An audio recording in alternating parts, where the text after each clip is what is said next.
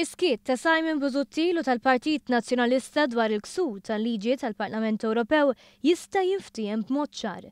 Stqarek is-Segretarju Parlamentari Ian Borg f'konferenza tal-aħbarijiet tal-Partit Laburista illi innota kif stqarrija tal-Partit Nazzjonalista f'tentattiv ta' risposta ma ċaħdet xejn mill-kontenut tal-istorja żvelata mill-kulħadd.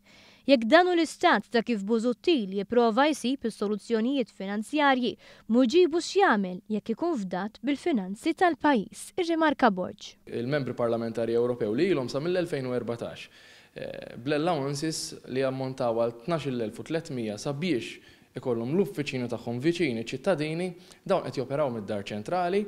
U allura issa nappellaw il Simon Busuttil, nirrepetu anke l-appelli li għamel il-Prim Ministru jekk m'għandu xejn x'jaħbi imur quddiem l-Uffiċċju Ewropew għal kontra l-frodi l-Olaf u jitlob investigazzjoni sħiħa.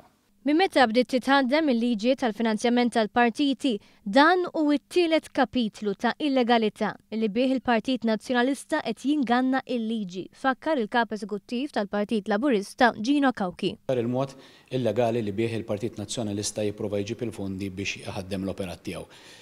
Minn meta bdiet il-liġi tal-finanzjament tal-partiti ftit aktar minn senilu dan huwa t-tielet każ. L-ewwel kellna l-każ taċ-ċedoli u mbagħad kellna l-każ tal-finanzjament min naħa tad-DB u issa għandna il-każ ta' fondi mogħtija mill-Parlament Ewropew għal skop partikolari li għaddu jispiċċaw għand il-Partit Nazzjonalista. Tlet illegalitajiet jekk taqgħadhom flimkien jagħmlulek Maċedonja ta' illegalitajiet u dan juri bl-aktar mod ċar bliema mod jopera l-Partit Nazzjonalista. Il-mistoqsija naturali hi jekk kienx għalhekk li l-Partit Nazzjonalista kaxkar saqajh biex ma jdaħħalx il-liġi tal-finanzjament tal-partiti tul il-25 sena li kien ilu fil-gvern. Hemm xi skema ta' finanzjament illegali oħra, staqsa Kawki, illi appella lill-MPs nazzjonalisti biex minflok jippubblikaw dikjerazzjonijiet bla dettalji u bla ċaħda jiċċaraw is-sitwazzjoni huma stess. Jekk jibqgħu sikta se nibqgħu noħorġu d-dettalji flimkien mal-provi ta' dan l-iskandlu għal Gino Kawki. U li fakkar kif il-poplu għadu qed jistenna li l-Partit Nazzjonalista jippubblika l-invoices folots għal flus li ħa minant DB Group biex ħallas l-ola uffiċjali tiegħu.